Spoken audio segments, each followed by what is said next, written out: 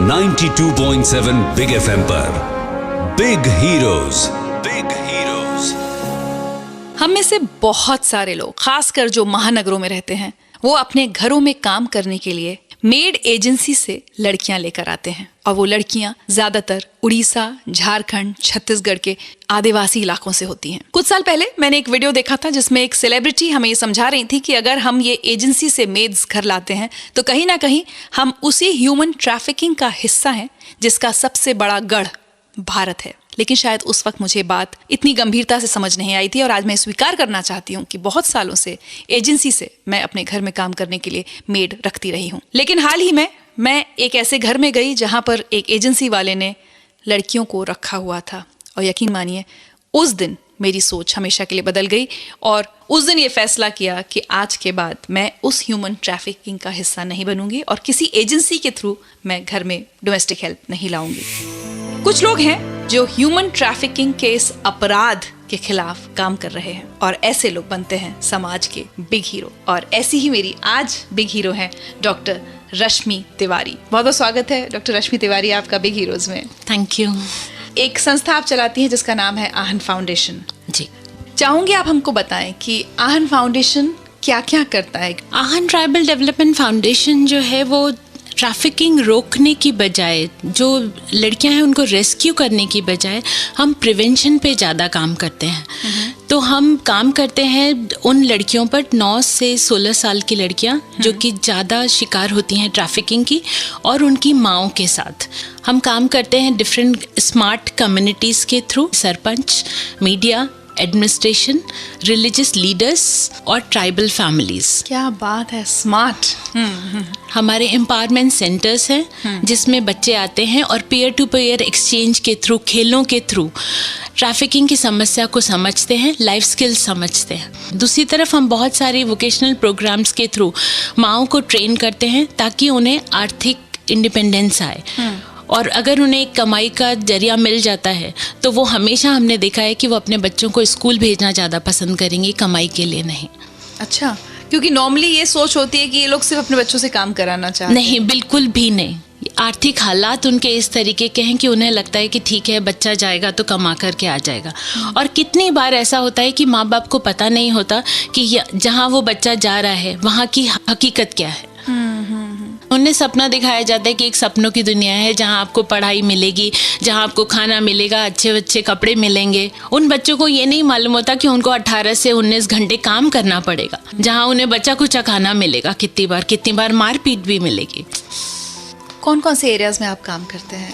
अभी फ़िलहाल हम लोग झारखंड में काम करते हैं। झारखंड में हम लोग रांची डिस्ट्रिक्ट और लातेहार डिस्ट्रिक्ट में काम कर रहे हैं। डायरेक्टली हमारे चटकपुर सेंटर में हम लोग 450 के करीब लड़कियां आती हैं जो कि खेलती हैं और आपस में डिस्कशन करती हैं और ड्राइंग वगैरह बनाती हैं, किताबें पढ़ती हैं। चलिए, तो बहुत सारा काम आहन फाउंडेशन कर रहा है ट्रैफिकिंग से लड़कियों को बचाने के लिए। लेकिन पर्सनली डॉक्टर रश्मि तिवारी ने एक काम शुरू कब किया? क्या कोई ट्रिगर था खास जिसने उन्हें इंस्पायर किया ट्रैफिकिंग के खिलाफ एक लड़ाई शुरू करने में? पूछूंगी इन सबसे बस कुछ ही देर में। आप सुनते रहिए हमारा खास शो बिग हीरोज। मैं हूं आपके साथ ऋचा अनिरुद्ध और मेरी बिग हीरो हैं आहन फाउंडेशन की डॉक्टर रश्मि तिवारी। 92.7 बिग एफएम पर बिग हीरोज।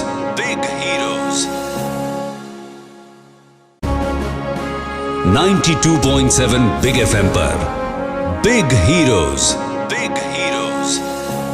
92.7 बिग एफएम पर आप सुन रहे हैं बिग हीरोज। मैं हूं आपके साथ ऋचा अनिरुद्ध और आज मेरी बिग हीरो है आहन फाउंडेशन से डॉक्टर रश्मि तिवारी, जो कि ट्रैफिकिंग के खिलाफ एक मुहिम छेड़े हुए हैं और बहुत सारी बच्चियों को ट्रैफिक किए जाने से बचाती हैं।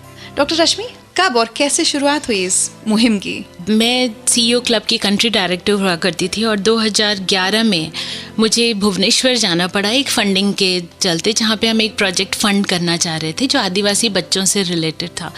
जब मैं वहाँ पहुँची तो मुझे लगा कि मैं इनके घर जा कर के इन बच्चों को देखती हूँ कि ये बच्चे आते कहाँ से हैं। हम कई गाँवों में गए और जो गाँव की हकीकत देखी वो इतनी शॉकिंग थी कि मेरे जैसा इंसान, जो कि मतलब मैं इकोनॉमिक्स की स्टूडेंट हूँ, तो भारतीय अर्थव्यवस्था के आंकड़े हम लोग रटते हुए ही बड़े हुए हैं, पर जो हकीकत वहाँ देखी वो किसी भी आंकड़ों से कहीं बदतर थी, जहाँ बच्चों के पास पहनने को कपड़े नहीं, खाने को कुछ नहीं, और लोगों के जीवन यापन का कोई साधन नहीं, और वो बच्चों को ऐसे मतलब देना चाह रहे थे जैसे कि मतलब बच्चों की कोई इम्पोर्टेंस नहीं होती। I came back and I resigned.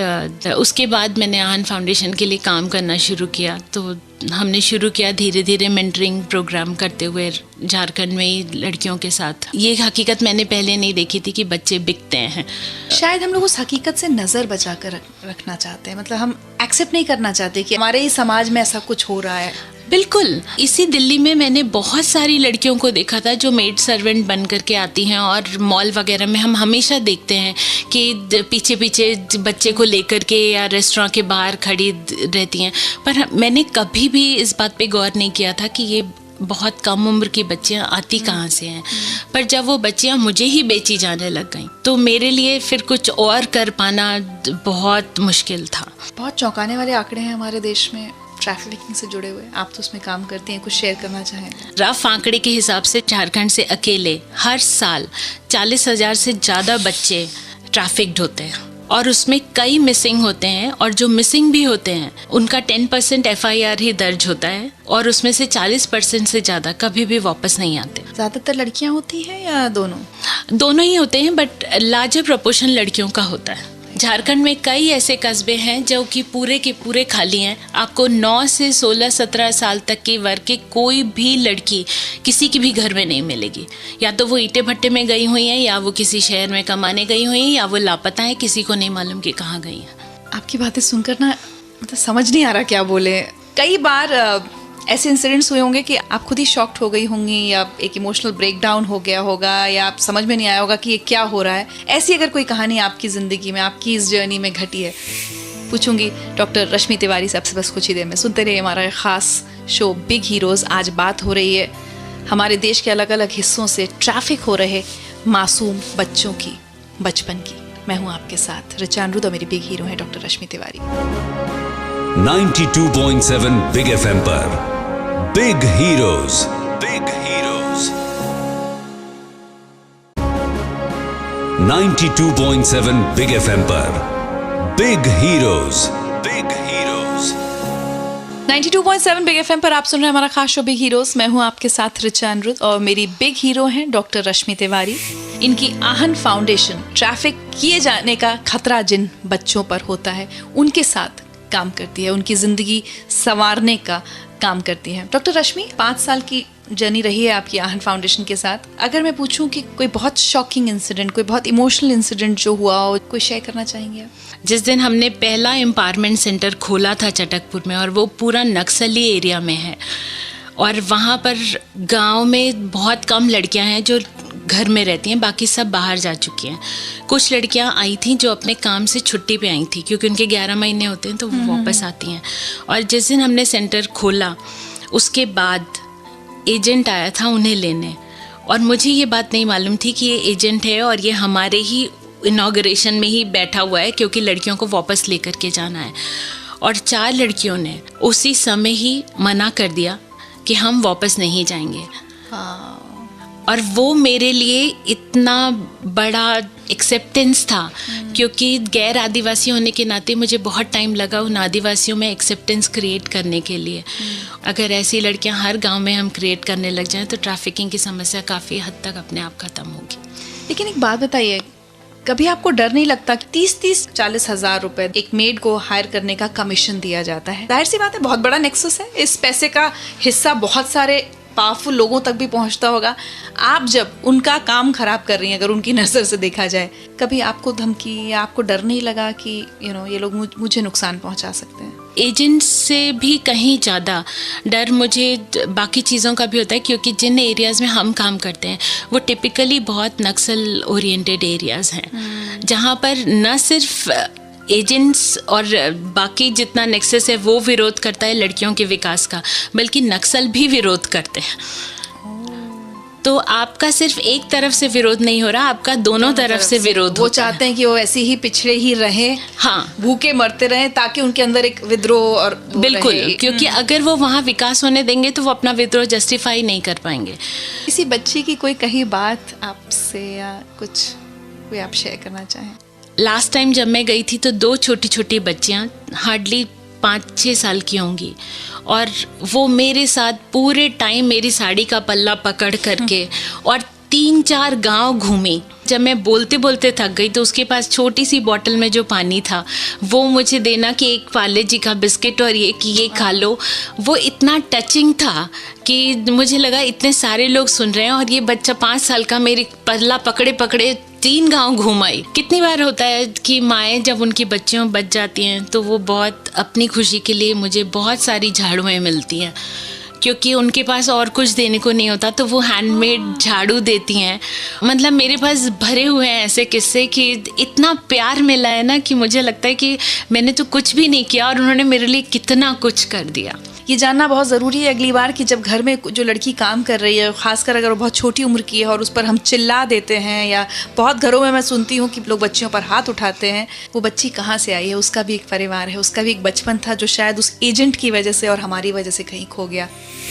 क्या वो बचपन हम उन बच्चियों का वापस नहीं कर सकते? क्या कर सकते हैं हम और आप? क्या अपने घरों में, अपने शहरों में रहकर कुछ कर सकते हैं? पूछूंगी इनसे आपसे बस कुछ ही देर में। आप सुनते रहिए हमारे खास शो बिग हीरोज। मैं हूं आपके साथ ऋचा अनिरुद्ध। मेरे बिग हीरो हैं डॉक्टर रश्मि तिवारी। 92.7 बिग FM पर Big Heroes, Big heroes. 92.7 Big FM पर बिग हीरोज, बिग हीरोज। अगली बार आप जब अपने घर में काम करने के लिए एक लड़की ढूंढने जाएं तो एक बात जरूर सोचिएगा, आप उसी ह्यूमन ट्रैफिकिंग का हिस्सा हैं जिसकी वजह से हजारों बच्चों की जिंदगी हमेशा हमेशा के लिए बर्बाद हो जाती है। आप सुन रहे हैं हमारा खास शो बिग हीरोज। मैं हूं आपके साथ ऋचा अनिरुद्ध, और आज जो मेरी बिग हीरो हैं डॉक्टर रश्मि तिवारी, वो इसी ह्यूमन ट्रैफिकिंग के खिलाफ लड़ रही हैं। डॉक्टर रश्मि, हम लोग कैसे आपकी इस लड़ाई में आपका साथ दे सकते हैं? सबसे पहले तो ये मेट्रो में जो लोग रहते हैं वही एक्चुअली काफ़ी हद तक ट्रैफिकिंग को ख़त्म कर सकते हैं, क्योंकि वही बढ़ावा दे रहे हैं। क्योंकि ये डिमांड सप्लाई का वो है, और अगर आप डिमांड नहीं करेंगे तो सप्लाई होगी किसको? किसी बच्चे को आप हायर करते हैं या एजेंट आपके पास लेकर के आता है तो आप उसका एज प्रूफ जरूर देखिए। हर बच्चे के पास अपना आधार कार्ड होता ही होता है। उनसे ऑथेंटिक गवर्नमेंट डॉक्यूमेंट मांगिए, उनके माँ बाप के भी डॉक्यूमेंट मांगिए, ताकि आपको मालूम चले कि उस बच्चे की उम्र क्या है, वो कहाँ से आया है। दूसरी चीज़, आप जब सर्वेंट वेरिफिकेशन कराते हैं तो कभी भी एजेंट के पुलिस वेरिफिकेशन पे मत जाइए। आप अपने थाने में कहिए कि एजेंट आपके थाने में करवाए, ताकि अगर वो रिश्वत दे करके किसी तरीके से कुछ वेरिफिकेशन करा करके भी आ रहा है तो आप उसको वहाँ रोक सकते हैं।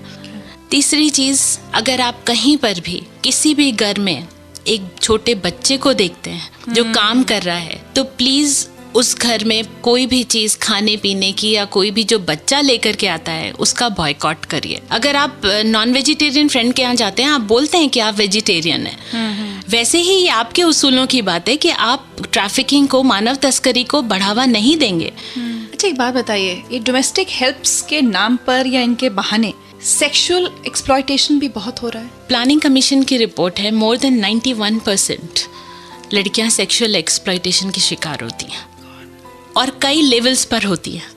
क्योंकि जब वो एजेंट के पास आती हैं तो वो खुले गांव से आती हैं, और जब दिल्ली में छोटे से कमरे में बंद की जाती हैं तब उनको अपनी ज़िंदगी के असलियत का एहसास होता है और वो भागना चाहती हैं। वहाँ पर भी सेक्सुअल एक्सप्लॉयटेशन को, बलात्कार को इस्तेमाल किया जाता है उनको काबू में लाने के लिए। Oh my God! कितनी बार एजेंट खुद उनका बलात्कार करते हैं, और सिर्फ डोमेस्टिक हेल्प के लिए नहीं, forced surrogacy, forced marriage, organ trade, prostitution, इन सब के लिए ये लड़कियां इस्तेमाल की जा रही हैं। आहन को अगर हम हेल्प करना चाहें किसी तरह से, next to next month Aahan foundation Aahan brave hearts के नाम पर एक फुटबॉल टीम शुरू कर रहा है उन लड़कियों की जो कि प्रोफेशनल फुटबॉल प्लेयर थीं और परिस्थितिवश वो वापस चली गई हैं डोमेस्टिक लेबर की तरह काम करने या फार्म लेबरर की तरह काम कर रही हैं, हम उनको वापस ला रहे हैं प्रॉपर कोचिंग दे करके, प्रॉपर प्रोफेशनल फुटबॉल की सारी सुविधाएं देकर, और उनका उस टीम का नाम होगा आहन ब्रेव हार्ट्स। तो हम चाहते हैं कि आपके लिसनर्स हमें जिस तरीके से भी मदद कर सकें, आहन ब्रेव हार्ट्स की मदद करें, क्योंकि ये पहली बार है जब ट्रैफिकिंग प्रिवेंशन के लिए प्रोफेशनल फुटबॉल्स की प्लेयर्स की टीम आ रही है। एंड तो शायद हमारे लिसनर्स में से कोई बहुत अच्छे फुटबॉल ट्रेनर्स मिल जाएं आपको।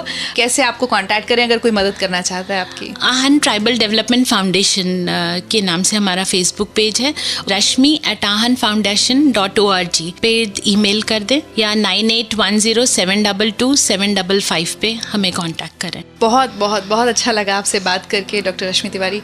और जैसे मैंने पहले ही बताया था, मैं तो ये फैसला कर चुकी हूँ कि इस ह्यूमन ट्रैफिकिंग के अपराध का हिस्सा मैं नहीं बनूंगी। मैं अब किसी मेड को एजेंट के थ्रू हायर नहीं करूंगी।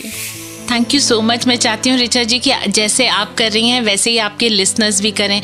प्लीज़ प्लीज़ प्लेज दैट आप अंडर एज गर्ल को हायर नहीं करेंगे। इसी के साथ आज बिग हीरोज में मेरे यानी ऋचा अनिरुद्ध के साथ इतना ही। अगले शनिवार एक और बिग हीरो के साथ आपसे फिर मिलूंगी। तब तक के लिए bye bye, take care. 92.7 Big FM पर बिग हीरोज। Big heroes.